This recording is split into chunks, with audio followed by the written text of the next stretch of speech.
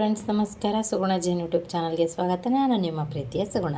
ಯಾರೆಲ್ಲ ನನ್ನ ಚಾನಲನ್ನು ಸಬ್ಸ್ಕ್ರೈಬ್ ಮಾಡ್ಕೊಂಡು ವೀಡಿಯೋ ನೋಡ್ತಿದ್ರು ಅವರೆಲ್ಲರಿಗೂ ಕೂಡ ಥ್ಯಾಂಕ್ ಯು. ಹಾಗೆಯೇ ಯಾರೆಲ್ಲ ನನ್ನ ಚಾನಲನ್ನು ಇನ್ನೂ ಸಬ್ಸ್ಕ್ರೈಬ್ ಮಾಡದೆ ವೀಡಿಯೋ ನೋಡ್ತಿದ್ರು ಪ್ಲೀಸ್ ಸಬ್ಸ್ಕ್ರೈಬ್ ಮಾಡ್ಕೊಳ್ಳಿ.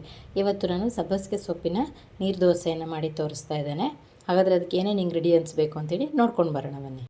ಇಲ್ಲಿ ಒಂದು ಕಟ್ಟಾಗೋಷ್ಟು ಸಬ್ಬಸಿಗೆ ಸೊಪ್ಪನ್ನು ನೀಟಾಗಿ ತೊಳೆದು ಸ್ವಲ್ಪ ಈ ರೀತಿಯಾಗಿ ದೊಡ್ಡದಾಗಿ ಕಟ್ ಮಾಡಿ ಇಟ್ಕೊಂಡಿದ್ದೇನೆ.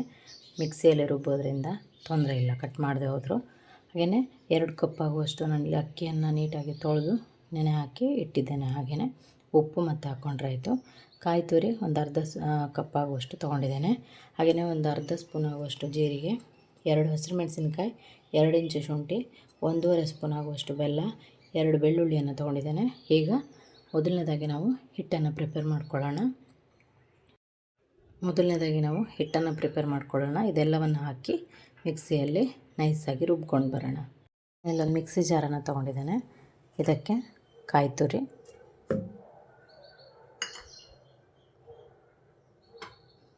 ಇದೆಲ್ಲವನ್ನು ಹಾಕ್ಕೊಳ್ತಿದ್ದೇನೆ. ಸಬ್ಬಸಿಗೆ ಸೊಪ್ಪು, ಉಪ್ಪನ್ನು ಹಾಕ್ಕೊಳ್ತಿದ್ದೇನೆ. ಹಾಗೆಯೇ ನಾವೇನು ಅಕ್ಕಿಯನ್ನು ತೊಳೆದಿಟ್ಕೊಂಡಿದ್ವಿ ಇದನ್ನು ಸಹ ಹಾಕಿ ರುಬ್ಕೊಂಡು ಬರ್ತೇನೆ.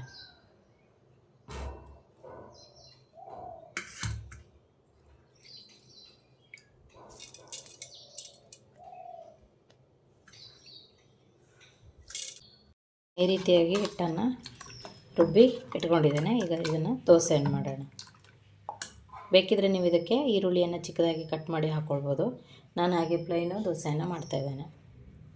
ಓಕೆ, ನಾನಿಲ್ಲಿ ತವವನ್ನು ಬಿಸಿಗೆ ಇಟ್ಕೊಂಡಿದ್ದೇನೆ. ಈಗ ದೋಸೆಯನ್ನು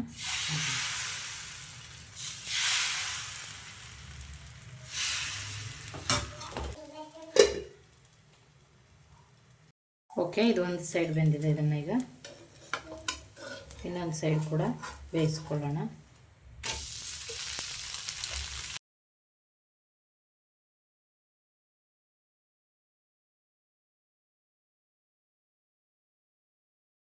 ಬಿಸಿ ಬಿಸಿಯಾದಂಥ ಸಬ್ಬಸಿಗೆ ಸೊಪ್ಪಿನ ನೀರು ದೋಸೆ ರೆಡಿಯಾಗಿದೆ. ಕಾಯಿ ಚಟ್ನಿ ಜೊತೆ ಸರ್ವ್ ಮಾಡಿದರೆ ತುಂಬ ಟೇಸ್ಟಿಯಾಗಿರುತ್ತೆ. ನೀವು ಕೂಡ ಟ್ರೈ ಮಾಡಿ. ಹೇಗಾಗಿದೆ ಅಂತ ನನಗೆ ಕಮೆಂಟ್ನಲ್ಲಿ ತಿಳಿಸಿ. ವಿಡಿಯೋವನ್ನು ನೋಡಿದ್ದಕ್ಕಾಗಿ ಧನ್ಯವಾದಗಳು.